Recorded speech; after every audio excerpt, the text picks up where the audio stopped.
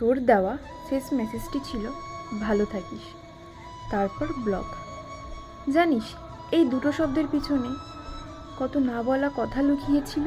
তো জানিস না ওই ভালো থাকিস আসলেই ভুলে যাসের মতোই কষ্টদায়ক। মনে আছে একসময় তুই ঘুমাতে যাওয়ার আগে গুড নাইট লিখতিস আর সকালে ঘুম থেকে উঠে গুড মর্নিং লিখতিস। আজ শুধু দুটো শব্দ ভালো থাকিস বলে তুই কথা শেষ করে দিলি। হয়তো তুই ভাবছিস এটাই হয়তো সহজ উপায় নীরবভাবে বিদায় নেওয়ার, কিন্তু আমার কাছে এটা যেন শেষ দরজা নিজের হাতে বন্ধ করে দেওয়ার মতো। আর তারপরে তুই ব্লকও করে দিলি। আমার আর প্রশ্ন করার কোনো সুযোগও থাকলো না। আমি ভেবেছিলাম শেষবারের মতো তোর সাথে বসে কথা বলবো। কি এমন হলো? কেন তুই এরকম একটা সিদ্ধান্ত নিলি? কী কারণেই নিলি? কিসের জন্যই বা নিলি?